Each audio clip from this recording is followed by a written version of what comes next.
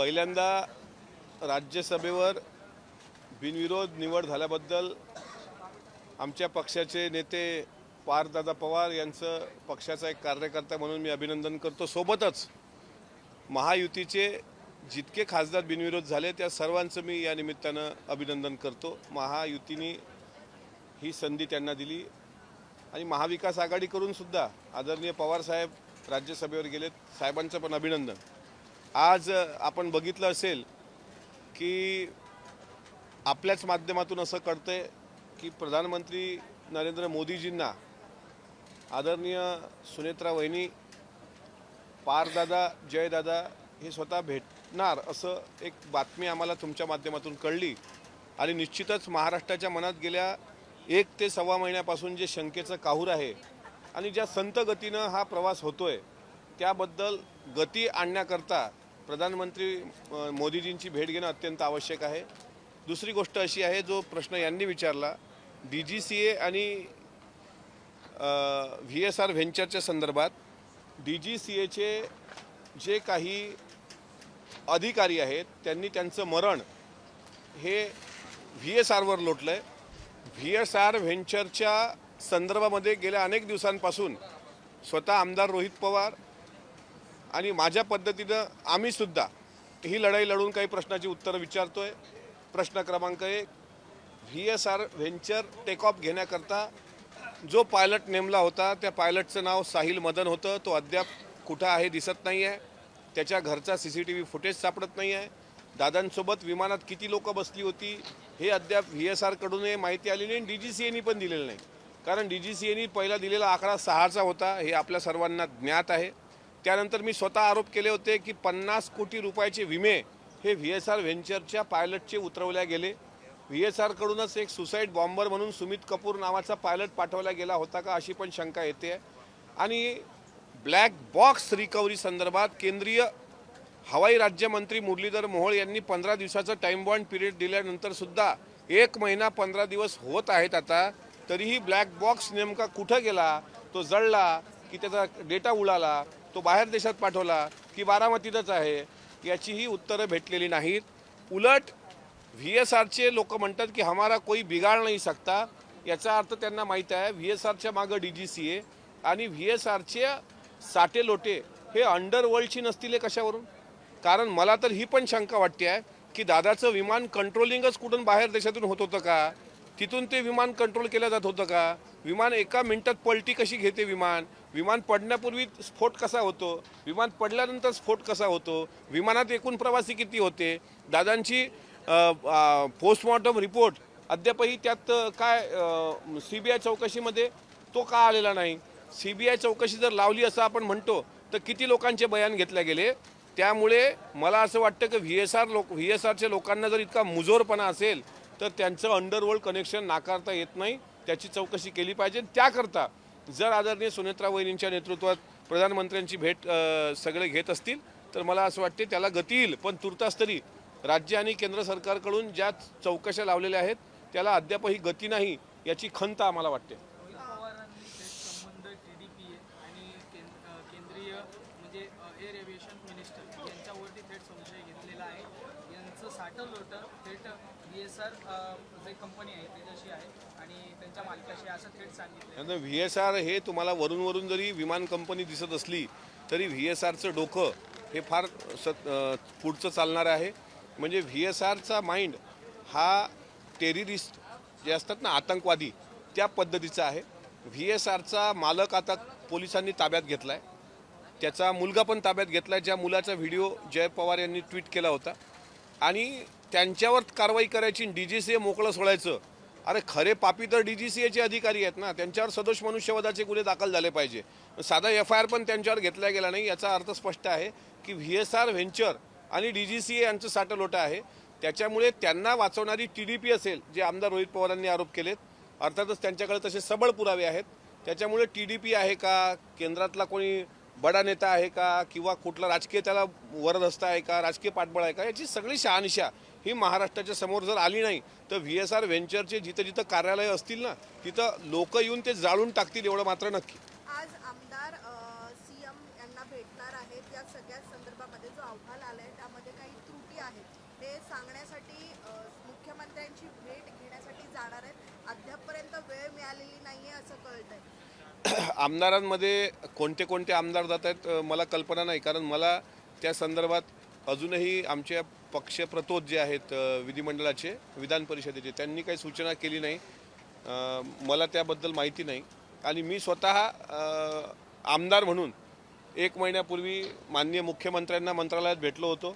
उच्चस्तरीय चौकशीच्या संदर्भात पत्र दिलं होतं, वेळ घेऊन गेलो होतो, पण त्या पत्राला अद्यापही उत्तर मिळालेलं नाही. माझ्या पक्षाचे प्रदेश कार्याध्यक्ष, आमच्या पक्षाचे राज्याचे अध्यक्ष यांना पण मी पत्र दिलं होतं, ते राममोहन नायडू आणि यांना भेटण्यासंदर्भात अमित शहाजींना, त्याचं पण उत्तर भेटलेलं नाही. त्यामुळे उत्तरं आम्हाला आमच्या पत्राचे भेटले नाहीत. यापेक्षा आमच्या पत्राची दुसरी शोकांतिका असू शकत नाही. जे पत्र महाराष्ट्र विधान परिषदेचं पत्र आहे त्या पत्रावर अद्यापही काहीच कारवाई झाली नाही, याचं मला अत्यंत खेदानं सांगावं वाटतं. सत्तेत असून सुद्धा ही अशी परिस्थिती आहे, काय समजावं नेमकं? ही परिस्थिती खेदजनक आहे आणि सत्तेतल्या आमदाराच्या पत्राला जर किंमतच नसेल तर मला असं वाटतं याच्यापेक्षा दुसरी वाईट बाब असू शकत नाही. मग विरोधी पक्षाचं तर भविष्य हे देव पाण्यात घालण्यासारखंच आहे.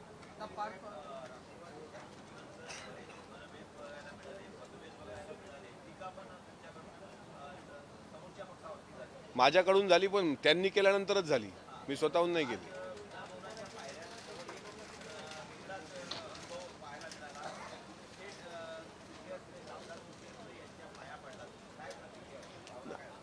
महाराष्ट्राला शिवशाहू फुले आंबेडकर आणि यशवंतराव चव्हाण साहेबांनी एक राजकीय संस्कार दिलेला आहे. तोच संस्कार आदरणीय अजितदादांनी आम्हाला पक्षात घेण्यापूर्वी शिकवलेला आहे आणि तो संस्कार आपल्या मराठी मातीतला आहे. विदर्भाच्या लोकांमध्ये आणि महाराष्ट्राच्या मातीमध्ये तो संस्कार अजून जिवंत आहे. राजकीय मतभेद काहीही असू द्या, पण आदरणीय सुप्रियाताई ह्या ज्येष्ठ बहिणी आहेत, बहिणीसारख्या आहेत, त्यामुळे त्यांचा पदस्पर्श करणं हे काही गैर नाही आहे. आणि महाराष्ट्राची संस्कृती जपल्याचा मला अभिमान आहे. जी मराठमोळी महाराष्ट्राची संस्कृती आहे, जी जिजाऊ साहेबांनी आपल्याला दिली, ते आम्ही जपण्याचा आम्हाला अभिमान वाटतो. आणि हेच दादांची शिकवण होती. दादांच्या शिकवणीला साजेसं असं काम जे काही आम्हाला करता येईल ते आम्ही करत राहू.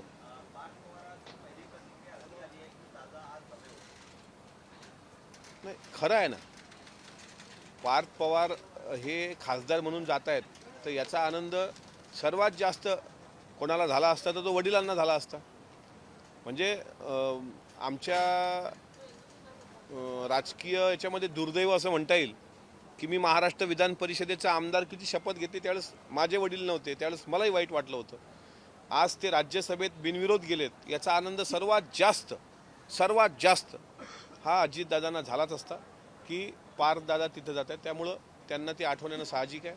आणि भविष्यातही दादांची कमी, आता उद्याचा अर्थसंकल्प आहे, मला सांगा 12वा अर्थसंकल्प, 12व्यांदा उद्या दादा अर्थसंकल्प मांडणार होते. तुम्हाला पण तशीच आठवण येईल, कारण अर्थसंकल्प झाल्यानंतर याच वेळेस दादा तुमच्यासमोर येत होते आणि पत्रकारांना अर्थसंकल्पाच्या बाबतीत सांगत होते. आता उद्या ते चित्रच तुम्हाला दिसणार नाही. म्हणजे हे इतकं वाईट आहे. त्याच्यामुळं शपथविधीच्या दिवशीसुद्धा ह्या भावना दाटून येणं, उद्याचा दिवस जसा 28 जानेवारी आम्हाला एक काळा दिवस आम्ही मानतो, तसा उद्याचा अर्थसंकल्पाचा दिवससुद्धा आमच्यासाठी तो वाईटच दिवस आहे, वेदनादायी आहे. या विधिमंडळात अर्थमंत्री म्हणून दादांनी अर्थसंकल्प न मांडणं, मला असं वाटते त्या बजेटला किंवा त्या अर्थसंकल्पाला अर्थ नाही असंच चित्र उद्याच्या विधिमंडळात आपल्याला दिसेल.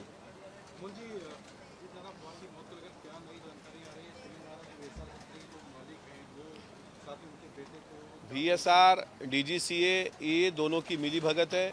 अजीत दादा का जो फ्लाइट क्रैश हुआ बारामती में, वो फ्लाइट क्रैश होने के पीछे इन दोनों का हाथ है. इन दोनों पे FIR होनी चाहिए थी. हम मरीन ड्राइव पुलिस स्टेशन पे जाने के बावजूद भी वहाँ के पुलिस अधिकारियों ने जिस तरीके से हमारे साथ वहाँ पे बिहेवियर किया, वो पूरे महाराष्ट्र ने देखा है, पूरे देश ने देखा है. इसलिए DGCA हो चाहे VSR वेंचर हो, इन दोनों की मिली भगत की वजह से जानबूझकर अजित दादा के फ्लाइट को, मुझे तो ऐसी भी आशंका है, शंका है कि इनका कनेक्शन अंडरवर्ल्ड से तो नहीं, क्योंकि VSR वेंचर के कोई भी लोग ये मानने के लिए तैयार नहीं है कि हमने कोई गलती की, और वो ये भी बोल रहे हैं कि हमारा कोई बाल वाका नहीं कर सकता. इसलिए अगर वो इस तरीके से मस्ती से अगर बात कर रहे होंगे तो मुझे लगता है, आशंका है, ये शंका भी उत्पन्न होती है कि उनका अंडरवर्ल्ड कनेक्शन भी हो सकता है। इसलिए डीजीसीए और वीएसआर ये दोनों एक डिफेंस के मूड में है, खुद के डिफेंस के मूड में।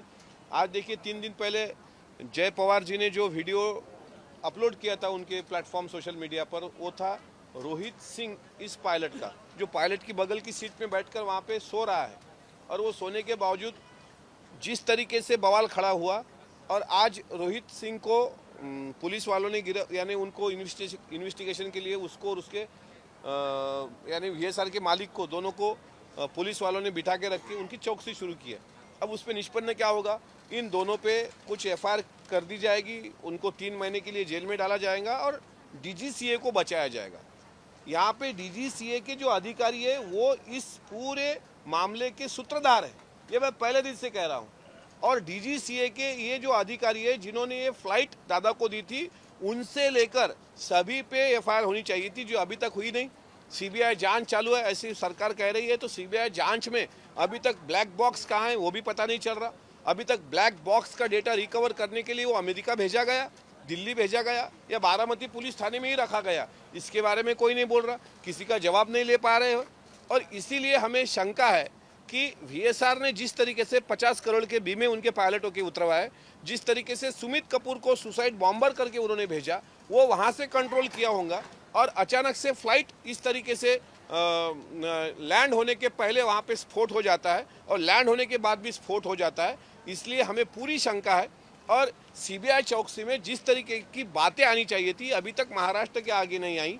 तो डीजीसीए और वीएसआर इन दोनों ने मिलके अजीत दादा के फ्लाइट को क्रैश करने का पूरा प्लानिंग किया था, और अजीत दादा को इस तरीके से मिटाने का काम इन दोनों ने मिलके किया है। और इन दोनों को जिसका बैकअप है वो खरा चेहरा महाराष्ट्र के सामने आना चाहिए, वो चाहे महाराष्ट्र का हो चाहे दिल्ली का हो। आज कैबिनेट की बैठक हुई, इसमें एंटी कन्वर्जन ड्राफ्ट जो बिल है उसको मंजूरी मिली है। किस तरह देखते हैं, नीतीश राणे ने कहा है कि महाराष्ट्र में से नवजात के तमाम मामले थे उस पर कहीं ना कहीं बिल कैसा बनेगा, चाहे मध्य प्रदेश हो, उत्तर प्रदेश हो, गुजरात की तरफ से ज़्यादा शक्ति यहाँ पर उस बिल को जो हो जाएगी। मैं वरिष्ठ सभागृह का सदस्य हूँ। उस सभागृह में जब इस बिल पे चर्चा होगी तब मैं उसके बारे में बोलने को बोलना उचित रहेगा, क्योंकि उस बिल के बारे में अभी तक मुझे पता नहीं है। और महाराष्ट्र के आगे के अभी के जो मसले हैं वो किसानों के हैं, और महाराष्ट्र की जनता ये चाहती है कि अजीत दादा जैसे नेता को न्याय मिले। इसलिए अभी के दौर में लव जिहाद या फिर कुछ विधायक जिस तरीके से मुस्लिम समाज के बारे में जिस तरीके से भड़काऊ भाषा कर रहे हैं, वो महाराष्ट्र की परंपरा ऐसी नहीं है। महाराष्ट्र की परंपरा कॉन्स्टिट्यूशन को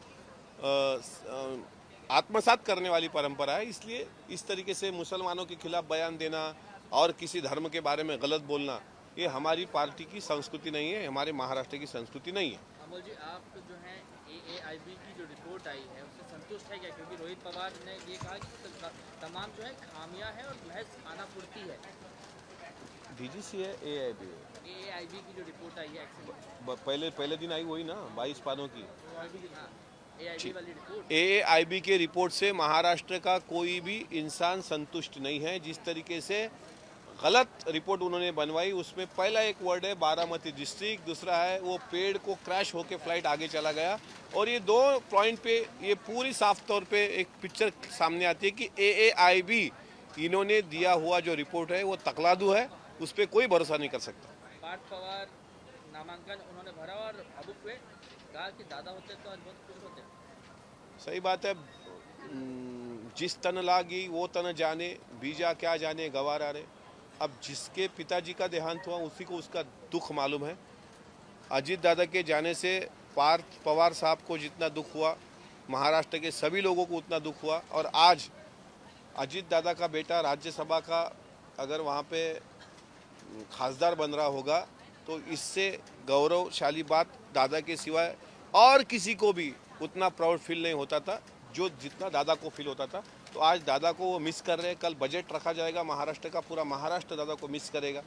और दादा we miss you because we all love you. इसलिए पार्थ दादा की जो इमोशंस थे वही। काटकोला जो विमान अपघात झाला होता त्याच्यामध्ये 2018ला त्याच्यामध्ये त्या विमान अपघाताची तक्रार घेण्यात आली होती, तेव्हा ती तक्रार किरीट सोमय्यांनी दिली होती 2018 साली। 304 प्रमाणे गुन्हा दाखल करण्यात आला होता. मात्र जेव्हा रोहित पवार तक्रार दाखल करतात तक्रार घेतली जाते त्याच्याबद्दल मग मी आमदार रोहित पवारांसोबत मरीन ड्राईव्ह पोलीस स्टेशनला होतो. किरीट सोमय्या यांच्या 2018चा जो तुम्ही दाखला दिला आहे त्यामध्ये साधारणपणे त्यावर पोलिसांचं कोणाचं प्रेशर नसेल ज्यावेळेस त्यांनी FIR केला विमान दुर्घटनेसंदर्भात. पण मी तुम्हाला एवढं नक्की सांगतो की मरीन ड्राईव्ह पोलीस स्टेशनमध्ये त्या दिवशी जे वरिष्ठ अधिकारी होते ते प्रचंड दबावाखाली होते. त्यांना कोणाचे तरी फोन येत होते. त्यांचा जर CDR काढला तर त्यांना कोणाचे फोन आले आणि FIR होत असताना म्हणजे आम्ही म्हणत नाही की आमचा FIR तिथे घेतला जात नव्हता, तिथे FIR होणं सुरू होती प्रोसेस. तेव्हा त्यांचे वरिष्ठ अधिकारी येतात सांगतात आता FIR होऊ शकत नाही. त्यामुळे मरीन ड्राईव्ह आणि बारामती पोलीस स्टेशनमध्ये जे काही घडलं ते अत्यंत वेदनादायी आहे आणि म्हणून त्यांच्यावर कोणाचा तरी प्रभाव होता किंवा त्यांच्यावर कोणाचा तरी दबाव होता. त्याच्यामुळे पोलीस घाबरून त्यांनी तो FIR घेतला नाही. आता पोलीस जर घाबरले तर तुम्ही म्हणताय मी म्हणतोय त्याचं कारणच असं आहे की पोलिसांना असं का वाटलं की अजितदादांसारख्या माणसाचा एवढ्या मोठ्या व्यक्तीचा ज्यांनी पोलीस प्रशासनाचा सुद्धा इतका आदर करणारा एकमेव नेता होता महाराष्ट्रामधला, सदरक्षणाय खलनिग्रहणाय जे ब्रीदवाक्य पोलिसांचं आहे ते जगणारा नेता दादा होता. त्यामुळे दादांबद्दल FIR घेताना ज्या पद्धतीने पोलिसांनी त्यांची मानसिकता दाखवली ही अत्यंत निंदनीय आहे. मात्र आम्ही आता आमच्या पद्धतीने प्रयत्न करतो आहोत. मला असं वाटतं एक महत्त्वाची गोष्ट सांगतो. या आठवड्यामध्ये अजितदादांच्या विमान अपघाताची चौकशी करावी याकरिता विरोधी पक्षाकडून माननीय सभापती राम शिंदे साहेबांना अशी विनंती केली होती की स्थगन प्रस्ताव अंतर्गत सभागृहामध्ये चर्चा झाली पाहिजे. मग माननीय राम शिंदे साहेबांनी सांगितलं की 93ची चर्चा ही आपल्याला या सभागृहात या विषयाच्या अनुषंगानं घेता येत नसली तरी विषयाचं गांभीर्य पाहता ही चर्चा आपण या आठवड्यात घडवून आणू आणि बुधवारी सकाळी ही चर्चा होणार होती. पण कालच्या कामकाजात कुठं चर्चा नव्हती. आज गुरुवार माझ्या माहितीप्रमाणे रात्री 10 वाजता जो दिनक्रम असतो विधान परिषदेचा त्या विधान परिषदेच्या दिनक्रमामध्ये अल्पकालीन चर्चा या आयुधाखाली उपमुख्यमंत्री अजितदादा यांच्या विमानाच्या अपघातासंदर्भात चर्चा घडून आणण्याचा एक कार्यक्रम जाहीर होता छापलेला. पण नंतर सुधारित जो दिनक्रम आला त्यामधूनही ते वगळलं गेलं. आता इथे माझ्या मनात शंका अशी आहे की विधान परिषदेमध्ये वरिष्ठ सभागृहात जर अशी चर्चा आज घडून येणार होती तर ती चर्चा घडून का आणल्या गेली नाही. काल रात्री तो कार्यक्रम का बदलला गेला, कसा बदलला गेला आणि जर याला दुसरं कारण असेल ठीक आहे आज राज्यसभेच्या उमेदवारी भरण्यासंदर्भातली गडबड होती किंवा उद्या आता अर्थसंकल्प मांडला जाणार आहे म्हणून पुढच्या आठवड्यात सोमवारी तरी ही चर्चा आली पाहिजे. याकरता मला असं वाटते विधान परिषदेचे सभापती जर हे ऐकत असतील तर त्यांना माझी नम्रतेनं विनंती आहे की शुक्रवार खाली गेला, गुरुवार खाली गेला, बुधवारी खाली गेला. एखाद्या व्यक्तीचा असा दुर्दैवी मृत्यू झाल्यानंतर ज्या व्यक्तीनं पक्ष पाहिला नाही, पंथ पाहिला नाही, जात पाहिली नाही, धर्म पाहिला नाही त्या व्यक्तीच्या विमान अपघाताची चर्चा जर 3 दिवसातही होत नसेल आणि पुढच्या आठवड्यात जर तुम्ही घेण्यासंदर्भात निर्देश दिले तर महाराष्ट्रामध्ये एक चांगला मेसेज जाईल. कारण ही चर्चा दोन्ही सभागृहात घडून येणं अत्यंत महत्त्वाचं आहे. तोपर्यंत DGCA, तोपर्यंत VSR, तोपर्यंत सुमित कपूरपासून मदन साहिलपर्यंतचे सगळे पायलट ह्या बाबतीतल्या शंका कुशंका ह्या महाराष्ट्राच्या मनात कायम राहतील. ही बाब गंभीर होती म्हणून मी तुमच्या निदर्शनास आणली. त्या चर्चेमध्ये मरीन ड्राईव्ह पोलीस स्टेशन ज्या पद्धतीने आमच्याशी वागलं त्या संदर्भात सुद्धा मी पॉईंट ऑफ इन्फॉर्मेशनद्वारा सभागृहामध्ये मांडल्यानंतर संसदीय मंत्री चंद्रकांतदादा पाटलांनी आश्वस्त केलं होतं की त्या पोलिसांवर आम्ही कारवाई करू.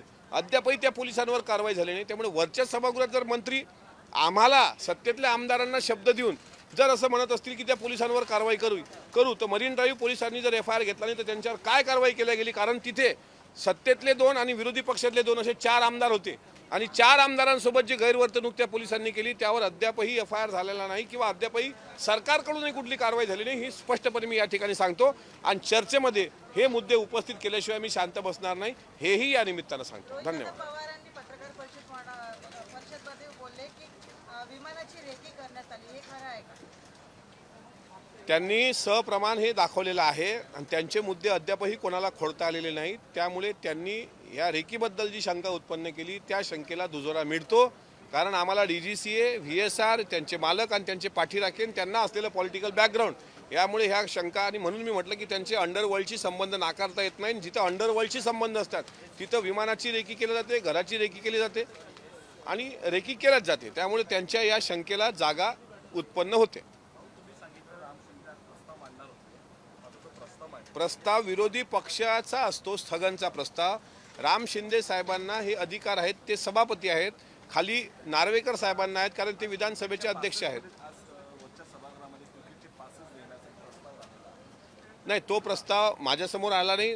क्रिकेटच्या पासेस, आम्ही काय क्रिकेटशी आमचा काही संबंध नाही. आम्ही शेतकऱ्यांचे घाम मोजतो, ते किती या धुऱ्यावरून त्या धुऱ्यावर धावतात. हे इथले नाही, आम्ही नाही दिले. होय, मग त्यांनी इकडे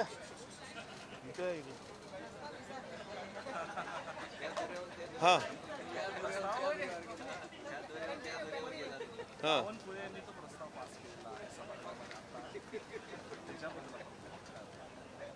आमच्या सभागृहात ते प्रस्ताव तसा आला नाही. त्यांनी आशिष शेलार साहेबांकडे तसं निवेदन दिलं. आपण म्हणताय आता ठीक आहे, त्यांना जायचं असेल क्रिकेट पाहायला गेले.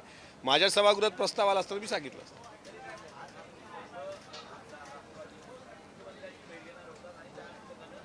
नाही नाही नाही, मला याबाबत कुठलीही सूचना आलेली नाही. आणि त्या चर्चेमध्ये म्हणजे जर ते मुख्यमंत्र्यांना भेटत असतील तर मला त्याबद्दल निमंत्रण नाही आलेलं. मला सूचना आली की मी जाणार, पण अद्याप तरी मला सूचना आलेली नाही.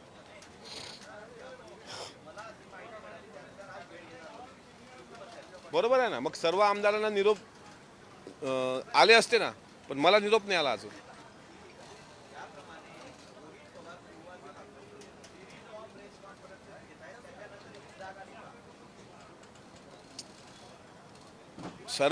सर्व आमदारांबाबतीत ना जात असतील तर त्यांचं अभिनंदन.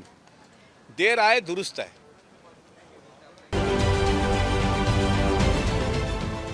देश विदेशातील प्रत्येक घडामोडींचे लाईव्ह अपडेट मिळवण्यासाठी आता साम टीव्हीच्या सर्व सोशल मीडिया प्लॅटफॉर्मला लाईक, फॉलो आणि सबस्क्राईब करा. तसंच सर्व नोटिफिकेशनसाठी बेल आयकॉन प्रेस करायला विसरू नका.